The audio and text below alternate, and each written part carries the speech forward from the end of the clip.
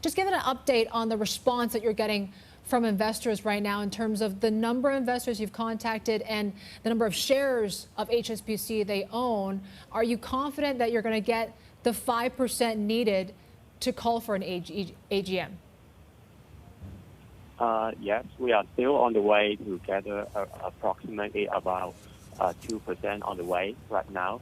And then we have gathered around 2,000 to 3,000 individual investors, including institutional ones. So no matter the trends how large, we are still on the way going through that. Okay, so still on the way.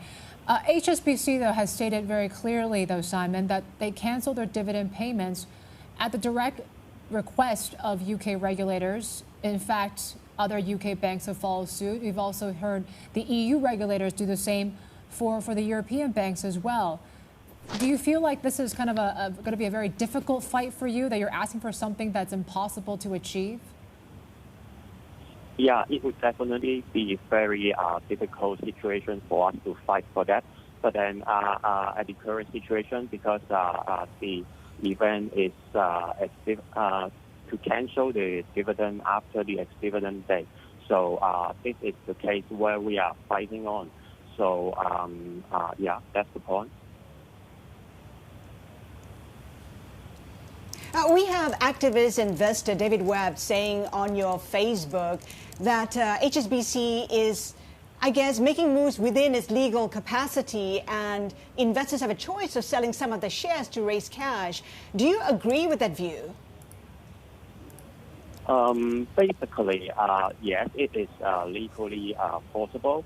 But then for those very minority shareholders, especially those which is very inferior to the market, I mean those elderly or those going to be retired soon, they basically don't have very much experience in very technical terms in those, no matter it's legally enforceable or it is technically feasible in terms of the dividend distribution cancellation.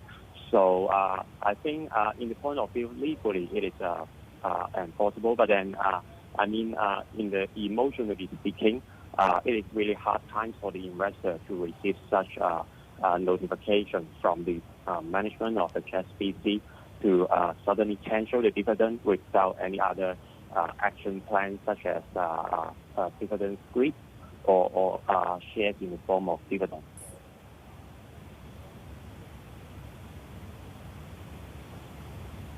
Simon, do you see a role that the government can play? Is there anything the government can help with?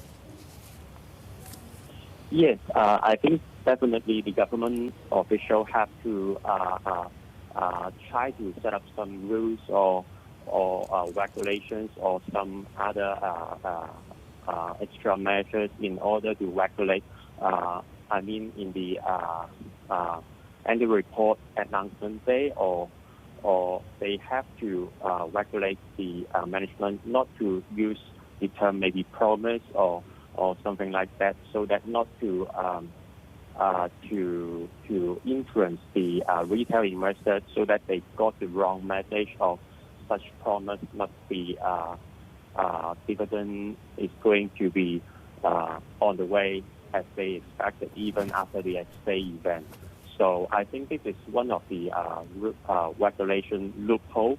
Might be the regulator have to put their effort in to try to make it clear to the investor, is it after dividend payable day or is it after dividend ex-day? Because this is actually quite technical to the retail investor in their point of view.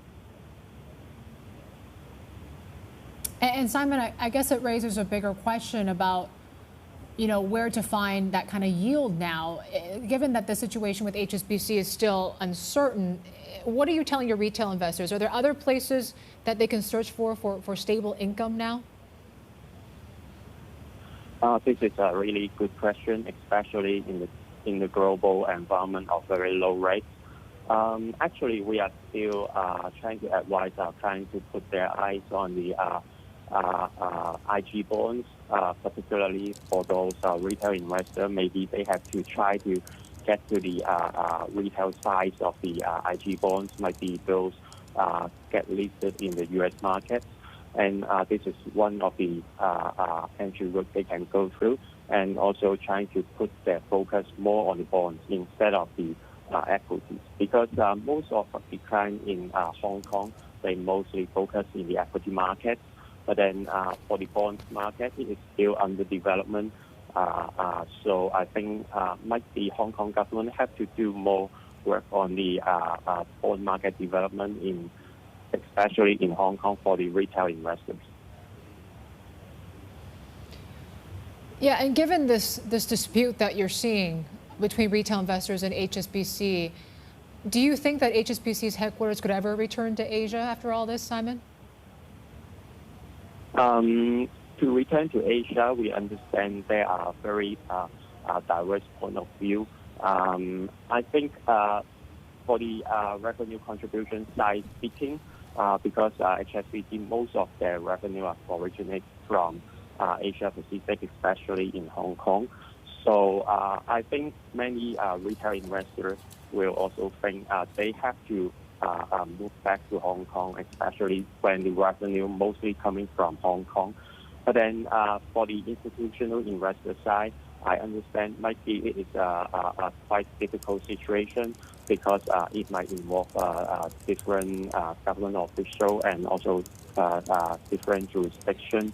So I guess at this point of view, especially we are on the way to gather around 5% for calling for EGM. I think this is not a good moment to talk about or to discuss about whether is it a good point to move back to Hong Kong.